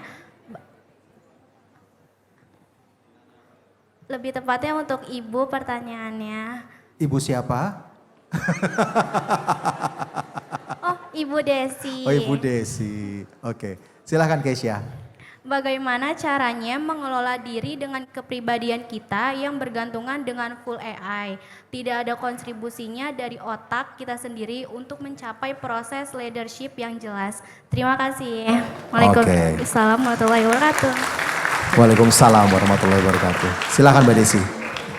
Jadi AI ini, ya sebenarnya kita ada namanya AI yang sudah kita gunakan ya. HP, gadget itu semua AI. Tapi ada yang namanya generative AI, yaitu tadi AI yang sudah memiliki ciri-ciri seperti manusia, ya. Apa ciri-ciri itu? Apa yang membuat selama ini manusia dan mesin itu berbeda? Kalau mesin, kita masukkan data, dia computerized, dia berhitung, dia tek, dalam waktu beberapa detik dia mengeluarkan jawabannya. Misalnya bisa matematika, bisa formula dan lain sebagainya.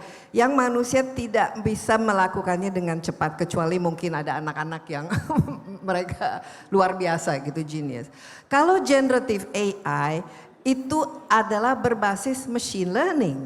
Machine learning itu seperti teman-teman sendiri. Jadi misalnya kalau machine learning ini, ya, waktu kita kecil, kita mau misalnya ke toko jajan, ya, dan itu cukup jauh, kita ke sana jalan kaki, wah lama, capek. Terus ada teman punya sepeda, kita pinjam sepedanya, wah ternyata naik sepeda lebih cepat.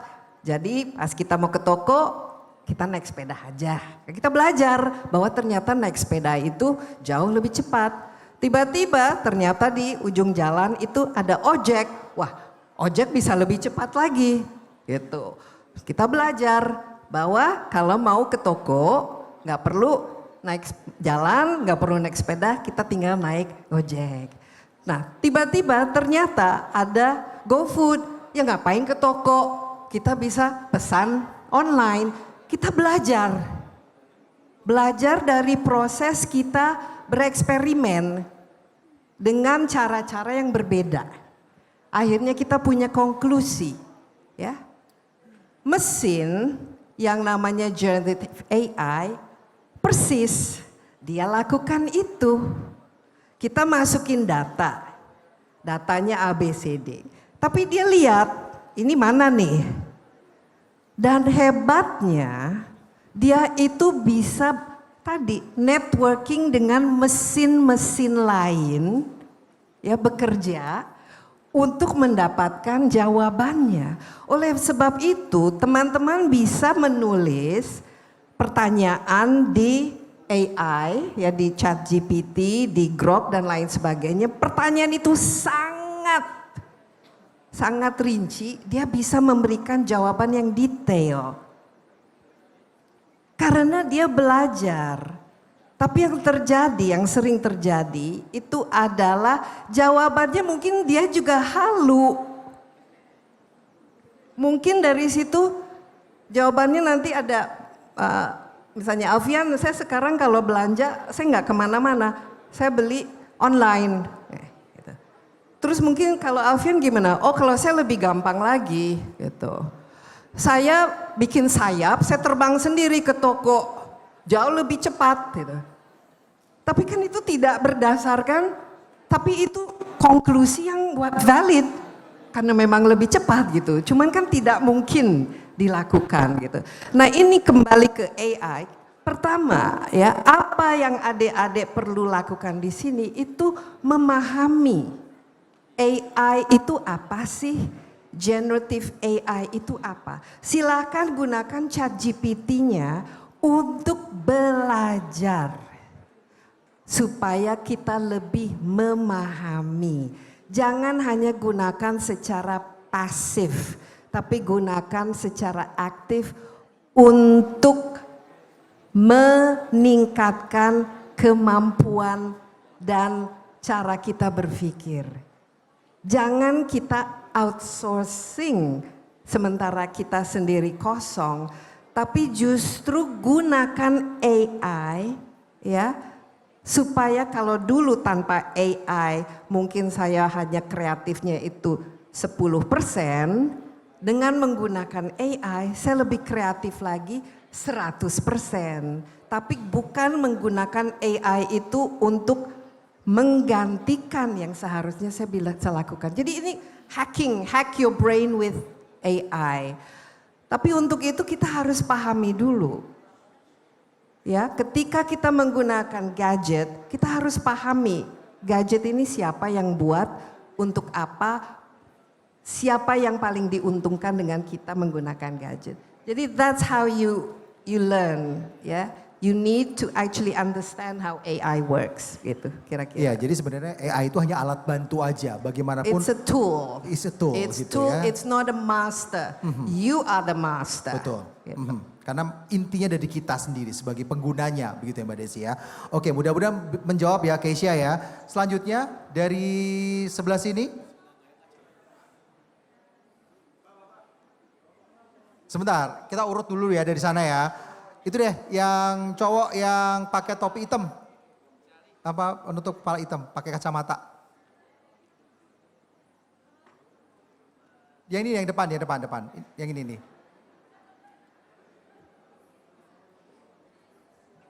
Saya jalan ya, apa ya. Ya, betul.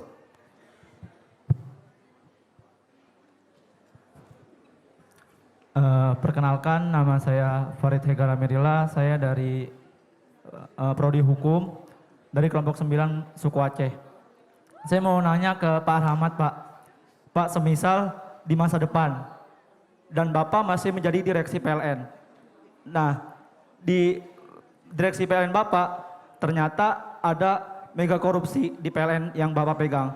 Nah, yang membuat kerugian PLN ini tuh besar lah Pak, dan membuat kepercayaan masyarakat terhadap PLN itu semakin meningkat.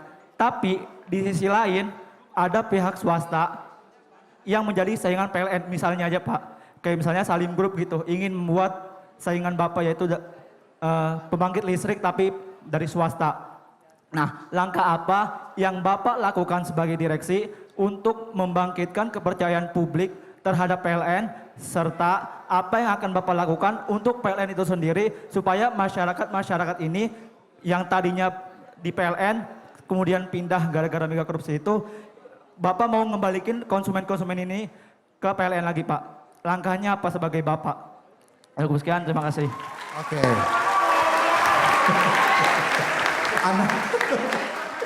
Anak hukum banget ya Pak ya? Iya. Anak hukum banget nih.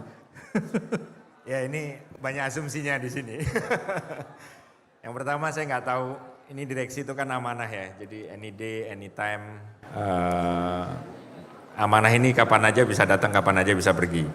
Kemudian sebenarnya kan ya sebagai state-owned enterprise ya. Sebenarnya dimanapun lah, namanya integrity itu adalah hal yang paling penting. Kita mau bekerja, ini pesan saya buat adik-adik semua ya. Adik-adik itu mau kerja di BUMN, mau kerja dimanapun, orang itu pasti akan melihat integrity. Integrity ini adalah hal yang tidak bisa, jadi ini building along the time gitu. Sekali orang itu pernah punya salah, itu orang itu pasti akan diingat terus. Ini tadi selain skill ya, kalau saya rekrut orang nih ya sebagai dirut gitu ya, nomor satu yang paling saya lihat itu integrity. Artinya ada kandidat pro hire masuk, saya dengar cerita miring, ini pernah ada kasus itu selesai. Nggak perlu dia pinter, nggak perlu dia hebat, itu selesai, since the beginning.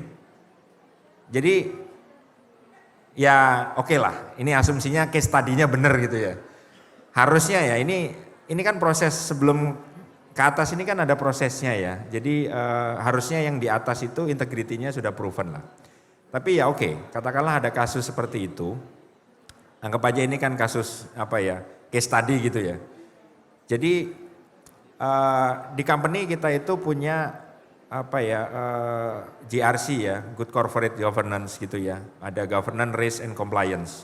Itu berlapis-lapis. Artinya sebelum pengambilan keputusan kita itu ada proses kajian kelayakan finansial operasi, kemudian ada dites lagi ada 4 I's Principle, kemudian juga kalau teman-teman nanti belajar manajemen risiko, itu sebenarnya manajemen risiko itu dimulai dari masing-masing individu yang bekerja di bidangnya, itu first line of defense. Kemudian yang kedua itu juga ada second line of defense, itu kita punya audit, kita punya compliance, dan yang third line of defense itu manajemen. Nah, tadi terkait kalau misalnya Pak, itu ada kasus korupsi gitu ya. Tentunya siapapun dia, ini kan pasti dia harus tunduk terhadap hukum yang berlaku ya. Artinya itu ada pembuktiannya. Kemudian ini saya anggap kasusnya nggak di saya gitu ya, di orang lain gitu ya. Di tempat kita gitu, di perusahaan, dan biasanya kejadiannya itu kan after the fact gitu kan. Jadi ini kisah masa lalu gitu kan. Nah jadi memang ya kita harus membuktikan bahwa pertama karena kita ini adalah sama di depan hukum ya, ini kita pasti menghormati proses hukum yang berlaku. Kemudian terkait dengan reputasi ada banyak hal yang bisa dilakukan. Jadi pasti baik pemegang saham kita maupun publik dia pasti akan menilai sebenarnya case ini karena teorinya kalau ini terjadi kan karena ada niat jahat dan juga mungkin juga ada masalah sistem kita yang nggak benar gitu ya. Nah artinya kita harus melakukan remedi. Remedinya apa? Remedinya itu apakah kita sudah memperbaiki internal proses kita, apakah itu yang harus kita tunjukkan ke publik gitu ya. Karena kaitannya begini, terkait dengan image ya, kalau misalnya ada case korupsi gitu ya di perusahaan kita sehingga orang beralih, Ini berarti kan kita memang harus melakukan improvement ya. Improvement dan sebenarnya kita harus buktikan bahwa kalau ini terlanjur terjadi gitu lah, bahwa ini kita tegakkan hukum, kita sudah lakukan pembersihan, kita sudah lakukan koreksi gitu ya terhadap sistem kita ya. Ini di luar dari bahwa sebenarnya ya contoh, kayak di tempat saya itu kita sudah ikut ISO manajemen anti penyuapan. Jadi ya namanya kita selalu berusaha memperbaiki sistem ini ya, artinya kita ikut manajemen ISO manajemen anti penyuapan, kemudian kita juga from time to time kita berdiskusi dengan entah KPK, entah kejaksaan gitu kan. Jadi kita ingatkan tim terus juga. Ini di luar dari program kepatuhan yang kita miliki gitu ya. Perbaikan prosedur dan segala macam. Pasti kita akan melakukan remedi, tadi pertanyaannya apa yang harus dilakukan, ya kita harus perbaiki, kita tunjukkan bahwa kita sudah melakukan improvement gitu ya. Itu mungkin yang bisa saya jawab ya, karena ini kan misalnya ya. Itu ya, banyak sekali asumsi-asumsi gitu ya Pak. Tapi tadi yang penting ini sebenarnya saya malah menangkap ada hal bagus yang mungkin saya mau angkat ke adik-adik semua. Integrity. Integrity. Itu adalah hal pertama yang saya lihat kalau saya cari karyawan. Ini orangnya jujur enggak gitu kan. Ada case hukum enggak, ada ini enggak itu. Itu kurang lebih mungkin. Oke. Mungkin membangun integritas itu jauh lebih mudah ketimbang kita mempertahankan integritas yang kita punya. Gitu ya Pak ya? Oke, baik, terima kasih. Mudah-mudahan menjawab pertanyaannya. Selanjutnya dari tengah sini. Ini yang pakai ikat putih boleh?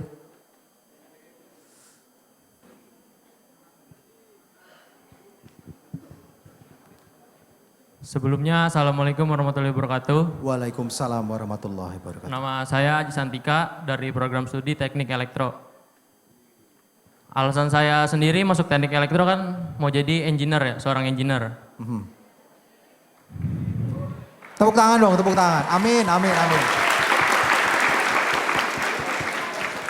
Saya mau tanya Pak, sekarang kan kita sudah masuk di zaman 4.0 ya.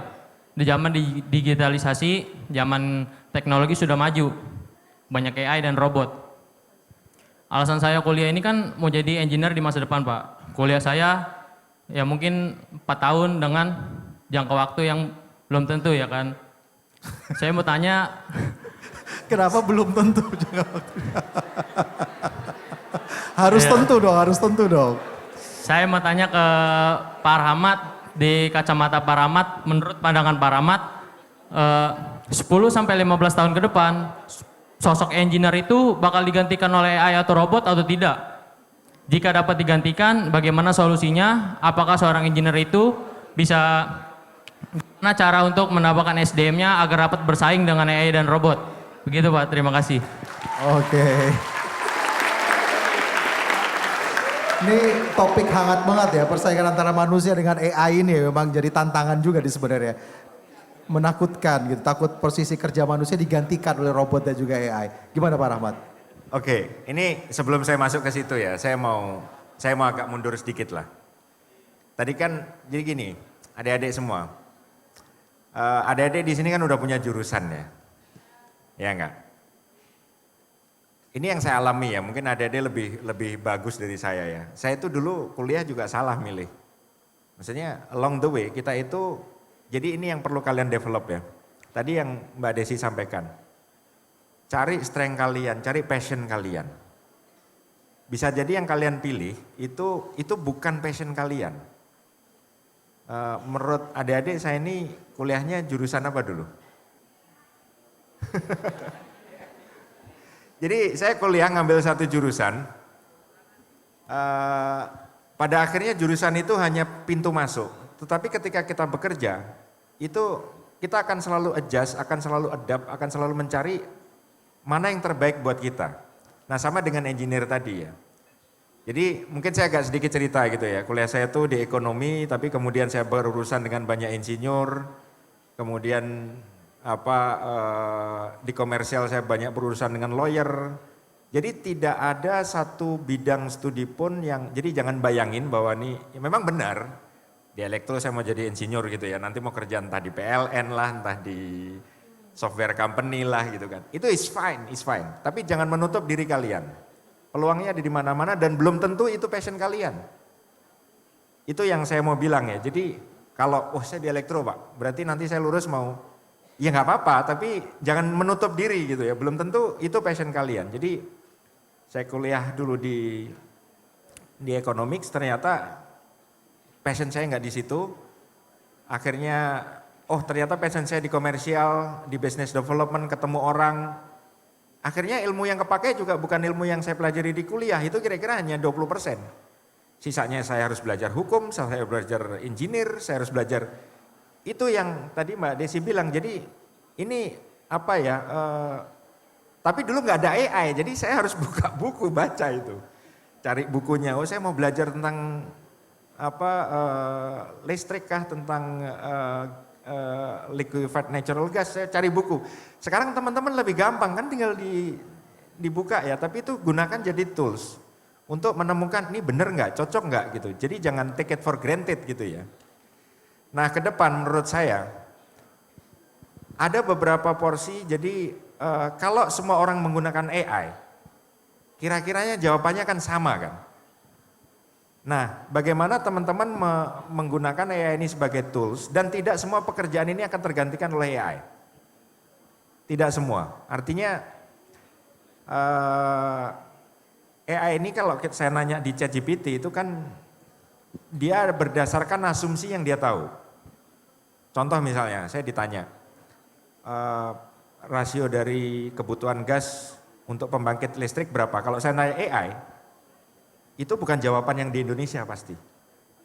Itu jawaban general yang ada di dunia gitu kan. Berdasarkan knowledge yang ada di database mereka. Nah yang seperti ini teman-teman itu gunakan AI untuk, kan bagus tuh AI itu jelasinnya asumsi ini maka begini.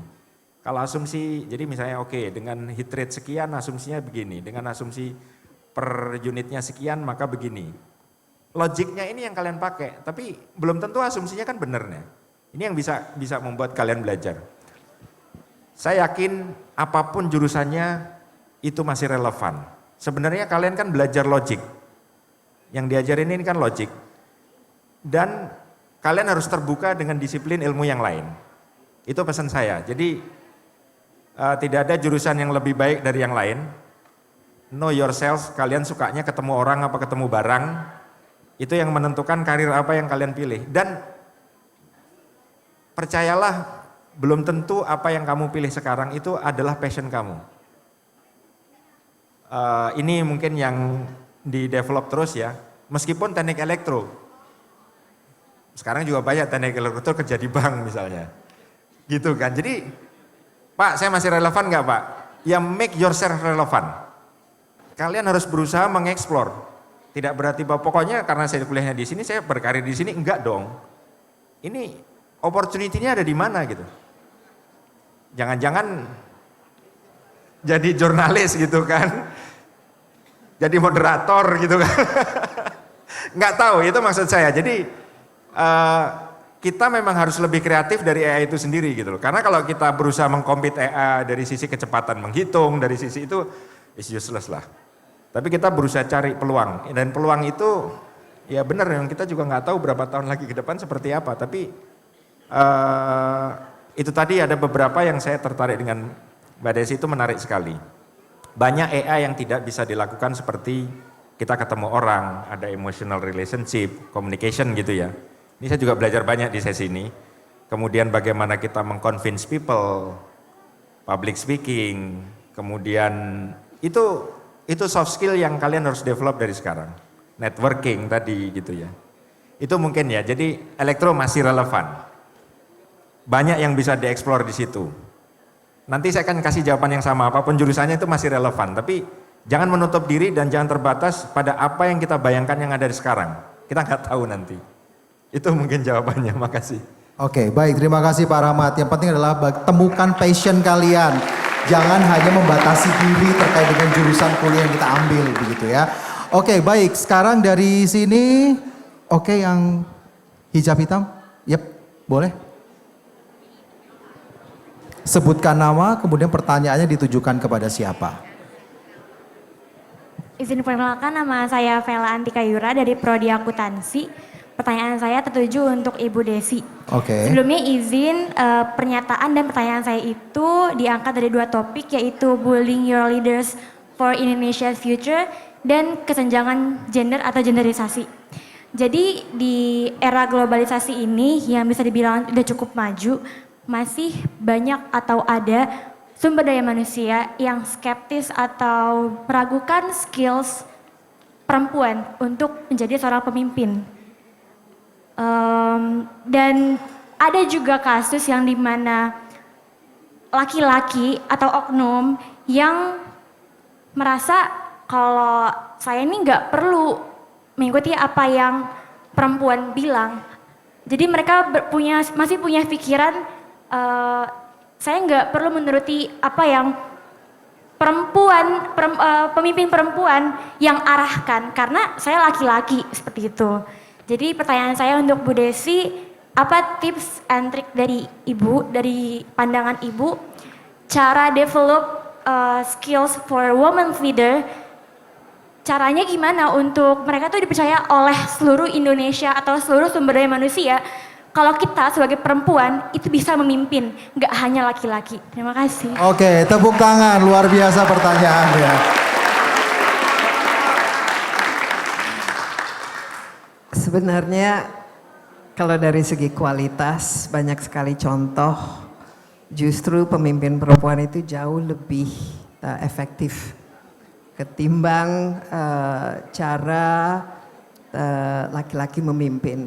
Kalau menurut saya ini lebih ke bukan skills tapi habit, kebiasaan, tradisi, norma dan lain-lain yang sedikit sekali kaitannya dengan keterampilan. Sekarang kecuali ya memang saya pernah ke Freeport ya, katanya kalau pertambangan itu kan khusus untuk laki-laki karena mereka harus kerja fisik. Tapi pertambangan zaman sekarang ini pertambangan yang dilakukan oleh robot dan mesin. Itu yang mengerjakannya perempuan itu banyak sekali dan justru lebih dipercaya karena perempuan itu lebih teliti, lebih hati-hati, lebih bekerjanya itu lebih telaten gitu. Jadi sebenarnya bagian dari situ itu sudah tidak relevan kalau kita melihat dunia modern ini. Kita bekerja menggunakan teknologi. Teknologi itu yang penting adalah pemahaman cara menggunakannya. Dan kalau kerja fisik juga, ya seperti saya katakan tadi, yang membawa truk dan lain sebagainya, itu saya ke Vale ya, yaitu sebuah pertambangan nikel, itu yang banyak sekali yang menjadi supir itu perempuan. Gitu.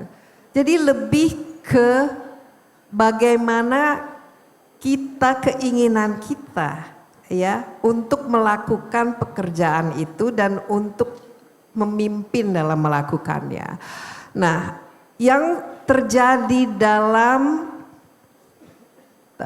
lingkungan korporasi konvensional itu lebih ke struktur ataupun sistem dan organisasi yang memang lebih diberatkan dan diuntungkan itu adalah untuk laki-laki. Itu lebih ke sistem. Jadi sistemnya yang sekarang harus diubah. Dan kita lihat perusahaan-perusahaan yang sudah jauh lebih pemikirannya itu jauh lebih tinggi dan melihat bahwa diversifikasi dari skills ya dan juga pandangan, mereka justru menginginkan lebih banyak perempuan dalam posisi penanggung jawab. Sekarang hampir bisa dikatakan di bank di Indonesia ya, bank-bank itu ya, itu banyak sekali justru pemimpinnya itu perempuan. Karena sebuah perusahaan, sebuah institusi yang ingin maju, ingin sukses, pasti memerlukan pemikiran-pemikiran yang berbeda. Karena dari pemikiran yang berbeda itu lahirlah keputusan dan kebijakan yang kualitasnya itu jauh lebih baik. Dan ini kelihatan. Kalau kita lihat di Skandinavia, itu banyak sekali perdana menteri, pemimpin itu perempuan. Karena secara track record, secara hasil karya sudah teruji bahwa kebijakan yang dibuat oleh perempuan itu biasanya jauh lebih inklusif, lebih fokus dan lebih mementingkan kesejahteraan ketimbang misalnya di negara-negara di mana sangat dominated dengan pemerintahannya laki-laki, itu mementingkan hal-hal seperti misalnya pertahanan, beli senjata, beli alat alutsista. Ini kita lihat ini di Amerika Serikat, pemimpinnya sangat dominan laki-laki. Lebih ke hal-hal yang sebenarnya tidak prioritas terhadap meningkatkan kesejahteraan masyarakat. Saya mewawancara, tadi Alfian menanyakan ya, tokoh inspiratif. Saya mewawancarai seorang tokoh inspiratif bankir asal Bangladesh. Namanya Muhammad Yunus. Siapa yang mendengar Muhammad Yunus? Ya, peraih Nobel. Muhammad Yunus itu membangun bank yang namanya Grameen Bank. Dan ketika saya wawancara apa kelebihannya Grameen Bank itu, dia bilang saya hanya memberikan pinjaman untuk kelompok perempuan. Ini Bangladesh itu negaranya lumayan cukup miskin. Saya bilang kenapa tidak kepada laki-laki? Karena laki-laki biasanya kan yang menjadi kepala rumah tangga. Dia bilang kalau saya memberi pinjaman kepada kaum perempuan, kelompok perempuan, yang mereka gunakan untuk pinjaman itu adalah pertama, mereka menggunakannya untuk kepentingan rumah tangganya. Mereka fokuskan pinjaman itu untuk memberi makan anak-anaknya, untuk menyekolahkan anak-anaknya, untuk memastikan bahwa tidak ada yang lapar dan yang kurang di rumah tangganya. Kemudian ketika meminjamkan kepada kelompok, ya, ketika ada anggota yang berutang, mereka dengan cepat meminjamkannya kepada rekannya sehingga tidak ada yang ketinggalan. Ketiga, dalam mengembalikan utang itu tidak ada namanya NPL. NPL itu non-performing loan. Selalu bayar utang itu tepat waktu. Dan ini sudah terbukti dan teruji. Terus saya tanya, memangnya kalau pinjamin ke laki itu seperti apa? Pertama, dia pakai uangnya untuk dirinya sendiri. Seperti misalnya beli rokok. Atau untuk berjudi. Atau untuk menghabiskan. Untuk keluarga dan anak-anaknya kalau masih ada itu nomor 5. Sehingga ketika mereka harus mengembalikan utangnya itu tidak produktif. Habis uangnya. Sementara kalau diberikan kepada kaum perempuan, dia gunakan uangnya itu untuk membangun usaha. Itu bedanya. Jadi justru mindsetnya ini, ya, kepemimpinan perempuan itu di mana-mana dan kita lihat di masyarakat tradisional di Indonesia yang kerja, ya, dan yang membawa uang, ya. Itu dan mengelola uang dengan baik itu adalah perempuannya. Jadi mindset itu justru yang sekarang harus diadopsi dalam sistem budaya masyarakat kita yang masih sifatnya itu patriarkal. Karena patriarkal ini sebenarnya sistem yang sifatnya itu sudah kelamaan, tradisional dan tidak selaras dengan kebutuhan yang ada sekarang ini. Jadi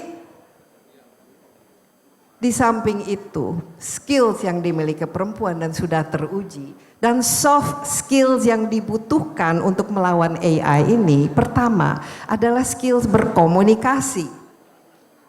Perempuan, ya saya tahu, saya punya granny sama grandnephew. Umur 18 bulan, ada grandnephew saya umur 45 tahun, lari kemana-mana ngomongnya belum. Komunikasi ini merupakan salah satu keterampilan yang memang dimiliki oleh perempuan. Kedua, dalam lingkungan di mana kita harus kerja sama, kita lihat adik-adik sendiri. Ada 4 anak perempuan. Coba mereka lihat mereka bermain. Mereka main bareng. Ya, gosip, duduk, ngobrol. Main masak-masakan, main yang semuanya memerlukan kerjasama. Kalau ada satu yang ketinggalan, dia ajak main. Anak laki, lepasin main. Yang ada berantem, nangis, tarik-tarikan, konflik.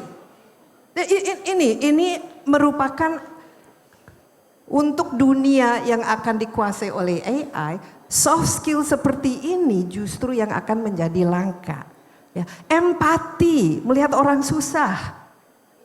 Ini adalah keterampilan yang dimiliki lebih besar oleh perempuan. Nurturing, ingin melihat, merawat sampai tumbuh, sampai berhasil. Bukan untuk merusak. Jadi justru banyak sekali aspek dari feminine energy. Ini bukan masalah laki perempuan, tapi feminine energy ini yang justru akan bisa menjadi kekuatan kita untuk menatap tantangan AI yang sifatnya itu lebih memisahkan. Ya, kita lihat ya, kalau kita baca IG, Facebook, Twitter dan itu sekarang X, itu isinya tuh penuh dengan orang-orang berantem. Karena teknologi sekarang ya, dalam kasus-kasus tertentu menyatukan, tapi dalam kebanyakan mungkin 90% itu justru memecah belah. Nah, di sini justru feminine energy ini jadi pertanyaannya kebalik ya. Bangga harusnya memiliki skills yang sudah kita miliki secara alami. Nah, inilah yang harus diasah dan dipupuk dan ditularkan kepada semua orang. Oke, terima kasih Mbak Desi. Mungkin ada satu pertanyaan terakhir saya kepada Pak Rektor. Pak Rektor, karena tadi belum ada yang nanya para mahasiswanya. Saya nanya Pak Rektor mungkin ada pesan nggak buat para mahasiswa baru di Universitas Al-Azhar ini untuk menjawab berbagai macam tantangan yang pada akhirnya nanti mampu memberikan warna positif. Tidak hanya bagi Universitas Al-Azhar, tapi juga buat bangsa Indonesia. Gimana Pak? Ya, mungkin mereka tidak bertanya ke saya karena saya orang sini nanti juga. Kalau Mbak Desi. Atau mungkin malu kali ya Pak ya? Mungkin malu nanti dinilai bagaimana nih. Saya benarnya nggak usah ngawati, tapi memang ini harus dioptimumkan. Kehadiran Mbak Desi sama Pak Rahmat ini langka. Dan memang itulah niat kami mengapa mengundang yang tadi ditanyakan oleh Mas Alfian juga bernetworking. Jadi kami ingin memberikan suatu upaya kepada teman-teman semua itu agar mampu bernetworking. Kemudian soal perempuan, saya tanggal 4 September kemarin ada wisuda. Kemudian dari wisuda itu kan ada yang berprestasi itu. Yang berprestasi itu 7 dari 9 itu perempuan semua. Tepuk tangan ini. Para perempuan. Betul. Artinya apa? Kalau sudah diberikan suatu objektivitas, kemudian dinilai, yang muncul itu perempuan. Nah ini adalah resource yang luar biasa di dalam diri perempuan. Jadi jangan khawatir. Justru ke depan saya setuju feminine energy itu baik laki-laki atau perempuan harus punya sensitivity, empathy kepada masyarakat itu banyaknya di perempuan. Jadi nanti mungkin jangan dikatakan ini tanda-tanda kiamat, bukan. Kalau menurut saya memang waktunya perempuan itu muncul. sekarang ini kan tidak muncul. Mengapa? Karena didominasi oleh sistem kelaki-lakian. Kan apalagi di Indonesia seperti sekarang ini kan basisnya agrikultur, pertanian. Itu kan laki-laki itu lama menghilangkannya. Nah sekarang sudah mulai ada tokoh-tokoh perempuan. Dan umumnya bupati perempuan daerahnya lebih maju. Kecuali di Jawa Barat ada Kang Dedi, lain lagi itu. Tapi perempuan itu memang saya salut, perempuan ini akan maju. Pokoknya para mahasiswa masuk ke UAI, bangun diri, potensi yang ada di dalam diri Anda sendiri, itu ada yang diberikan Allah, tinggal optimumkan. Dan jangan sampai bersaing dengan AI, tapi manfaatkan AI. AI akan kalah oleh kreativitas. Kreativitas itu adanya di manusia. Kalau Anda tergantung terlalu kepada AI, kreativitas Anda menjadi hilang, maka Anda akan digantikan oleh AI. Itu tidak baik. Kita harus mengoptimumkan robotik, teknologi, AI dan lain-lain melalui kreativitas Anda. Dan di sekolah atau di universitas yang dibangun adalah kreativitas. Jadi jangan sekali-sekali Anda terlalu tergantung pada alat, tapi manfaatkanlah alat untuk kepentingan bangun kreativitas Anda. Itu saja dari saya. Apa kabar semuanya?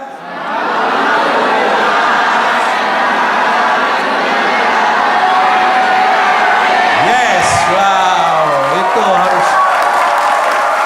harus selalu demikian ya. Harus selalu siap untuk bangun dan kesehatan dari diri sendiri. Jangan nyuruh AI, tolong saya jadi sehat. Nggak bisa kan Mbak Desi ya. Supaya saya jadi kuat, ada Pak Rahman. Tolong Pak Rahman yang olahraga Bapak, yang sehat saya. Kan nggak mungkin. Jadi kita yang jadi di dalam itu ada potensi. Dan ingat bahwa Tuhan tidak akan merubah nasib suatu kaum bila mana kaum itu tidak mau merubah nasibnya. Kalau Cak Nurholis Majid mengatakan begini, Tuhan tidak akan pernah merubah nasib suatu kaum kalau kaum itu tidak mau merubah paradigmanya. Jadi the paradigm is really important. Terima kasih. Sekian dari saya. Baik, terima kasih semuanya para narasumber. Dari ketiga beliau ini kita sudah belajar terkait dengan kepemimpinan yang tidak hanya soal posisi, tetapi juga tentang keberanian mengambil peran, kemampuan beradaptasi terhadap perubahan, serta keinginan untuk melayani masyarakat dengan integritas. Sekali lagi saya ucapkan narasumber kita. Yang pertama ada Bapak Rektor Universitas Al-Azhar Indonesia, Bapak Profesor Dr. Isyu Asep Saifuddin, MSc. Kemudian Bapak Rahmat Dewanto, Direktur Utama PT PLN Energi Primer Indonesia. Dan juga Ibu Desi Anwar, Direktur CNN Indonesia. Dan tak lupa juga saya mengucapkan terima kasih untuk Universitas Al-Azhar Indonesia yang sudah berusia 25 tahun. Serta seluruh peserta yang sudah hadir. Dan tak lupa juga mengucapkan terima kasih yang sebesar-besarnya atas dukungannya kepada PT PLN Energi Primer Indonesia. Semoga forum ini memberikan manfaat, menjadi inspirasi, dan juga menumbuhkan tekad kuat di hati kita semuanya untuk membangun Indonesia menjadi yang lebih baik ke depannya. Saya Alfian Raharjo, pamit undur diri. Wassalamualaikum warahmatullahi wabarakatuh.